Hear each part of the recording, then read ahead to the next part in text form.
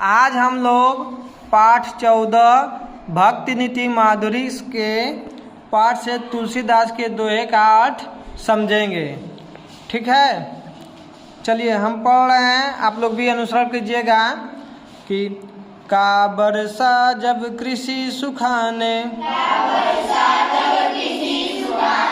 समय चूकी पुण्य का पछताने।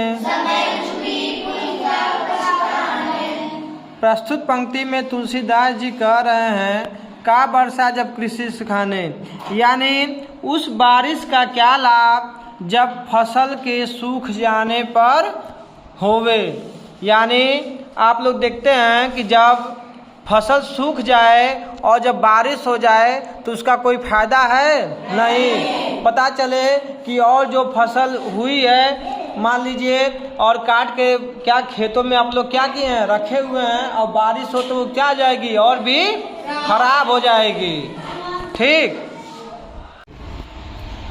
पर उपदेश कुशल बहु तेरे, जे अचरहि ते न घनेरे। प्रस्तुत पंक्ति में तुलसीदास जी कह रहे हैं कि दूसरे को उपदेश देने में बहुत लोग कुशल होते हैं। यानी दूसरे को समझाना होता है तो बहुत लोग क्या करते हैं, खूब समझाते हैं, लेकिन जब खुद पे वो लागू करना होता है तो क्या करते हैं, लागू नहीं कर पाते हैं। समझ में आया आप लोग को कि दूसरों को उपदेश देने में बहुत लोग कुशल होते हैं, अर्थात उपदेश देना ही क्या है, बहुत ही आसान लगता है, लेकिन उन उपदेश को जब खुद के व्यवहार में लाना होता है तो वो क्या होता है, बहुत कम लोग ऐसे होते हैं। ठीक, अगली लाइन आप समझिएगा, कह रहा है कादर मन कहूँ एक आधारा, दौ दौ आलसी पुकारा। प्रस्तुत पंक्ति में तुलसीदास जी कह रहे हैं कि जो कायर व्यक्ति होते हैं उसको केवल एक ही आधार होता है, ईश्वर। यानी आप लोग देखे होंगे कि जो कायर डरपोक आदमी होते हैं, जो आलसी आदमी होते हैं, कोई काम करते नहीं है, कहते हैं कि भगवान ही क्या करेंगे, अगर हमारे किस्मत में लिखे हैं तो एक दिन मिलेगा। ऐसा देखे ना लोगों, ऐसे आदमी को, हाँ, वो सारा काम भगवान पे ही क्या करते हैं, छोड़ देते हैं, और वो स्वयं कुछ न करके एकदम आलसी का आलसी क्या करते हैं, बैठे रह जाते हैं, और सब भाग्य भरोसे और भगवान पे ही क्या करते हैं, छोड़ देते हैं। अब अगली लाइन कह रहा है कि हित अनहित पशु पक्षी जाना, मानुष तनु गुण ज्ञान निधाना।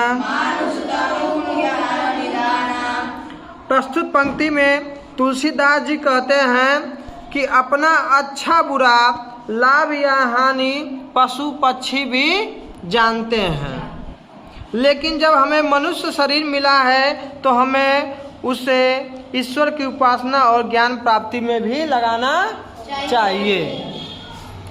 अब अगली लाइन देखिएगा, कह रहा है कि जहाँ सुमति तहाँ संपत्ति नाना, जहाँ कुमति तहाँ विपत्ति निधाना। हाँ, प्रस्तुत पंक्ति में तुलसीदास जी कह रहे हैं कि जहाँ पर लोगों के विचार अच्छे होते हैं, जहाँ पर लोगों के विचार अच्छे होते हैं, वहाँ पर अनेक संपत्तियाँ या सुख समृद्धि रहती हैं। यानी जहाँ पे अच्छे लोग होते हैं, अच्छे विचार वाले व्यक्ति होते हैं, वहाँ पे सुख संपत्ति समृद्धि क्या करती है, निवास करती है या रहती है।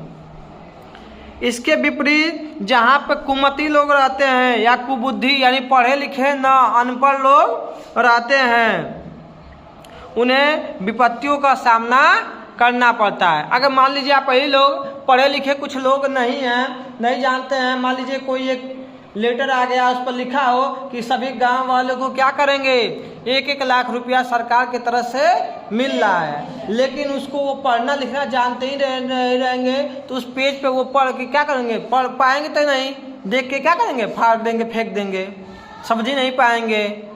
और जो पढ़ा लिखा है वो जान जाएगा, ऐसा है ना। हाँ, अगली लाइन देखिए, कह रहा है परहित सरिस धर्म नहीं भाई, पर पीड़ा सम नहीं अधमाई।